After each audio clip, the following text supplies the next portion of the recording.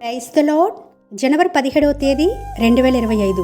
ఈరోజు దేవుని వాక్యము రూతు గ్రంథము 2వ అధ్యాయము 12వ వచనము. యెహోవా నీవు చేసిన దానికి ప్రతిఫలమిచ్చును. ఇక్కడ రూతును ఉద్దేశించి బోయాజు మాట్లాడుతున్న మాటలు. మరి ఆమె ఏం చేసిందని చూస్తే తన అత్తకు సేవలు చేస్తూ వచ్చింది, అత్తను పోషిస్తూ వచ్చింది.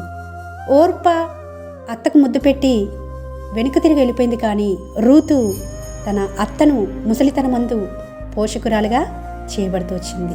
కాబట్టి బోయాజు రూతును ఉద్దేశించి నీవు చేసిన దానికి దేవుడు తప్పకుండా నీకు ప్రతిఫలం ఇస్తాడని మాట్లాడుతున్నాడు.